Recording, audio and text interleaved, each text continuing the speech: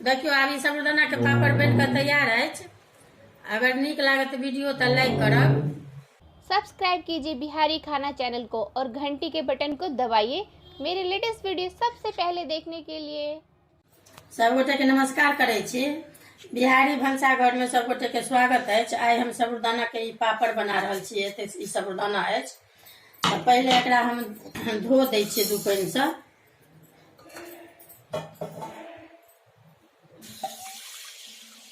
दू पानि पानि के धो लिया, धो के फेंक देबै, तकर बाद फिर पानि दऽ के चढ़ेबै। देखियो ई धो लेलहुँ। यदि अहाँके समय अइ तो 10 मिनट अगर पानि में फूलै ला दऽ देबै तो और बढ़िया। आ यदि तुरंते बनबऽ चाहे छी तो धो के 2-3 पानि आ बना लेब। एते पानि दऽ के हम बड़कबै छी। आब एकरा ने से लारैत रहबै। ई साबूदाना अछि तो साबूदाना के पापड़ बना रहल छी। आ देखियो ई नून अछि, कनि एहि हिसाब से कनि के देलिए, दऽ दियौ नून। आ ई अहाँके हींग अछि। ई आ ई गोलकी मरीच अछि करिया वाला, तो इहो संगे दऽ रहल छियै। कनि हींग आ ई मरीच बुइक के दऽ देबै ने तो स्वाद नीक होइ छै पापड़ में। अभी 10 मिनट लागत कनि के खौले में। अभी धीरे धीरे देखियो ई गढ़ा रहल अछि।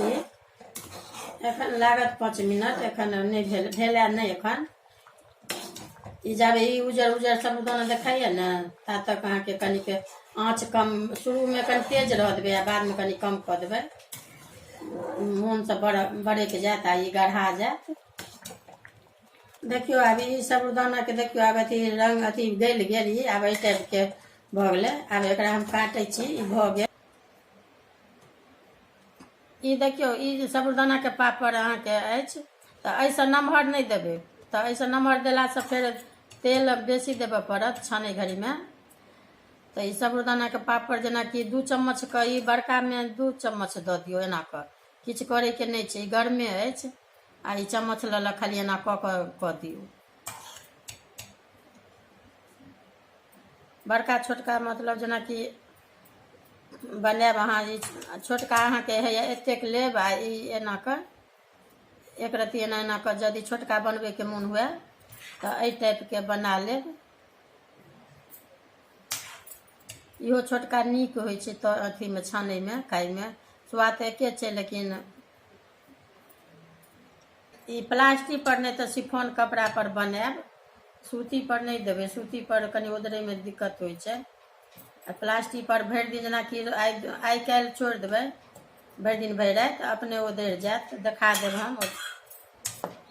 देखियो आब ई जेना भऽ गेल ने एतेक। आब ई एतेक अछि तो ई हाथ से यदि चाहबै तो एना के चरौड़ी जकाँ ई सेहो एना के दऽ सकै छियै। जेना बीच बीच में जगह कनि कनि छै तो एना के दऽ सकै छियै। एकरा आइ तो भरि दिन भरि राति अथी जेना कि भरि दिन रौद लगा के पंखा में दऽ देबै आ काल्हि अपने ओदारि लेब, ओदारि जायत। आ ओकरा बाद 2 दिन रौद लगा के ओकरा फिर राखि लेब अपन डिब्बा में।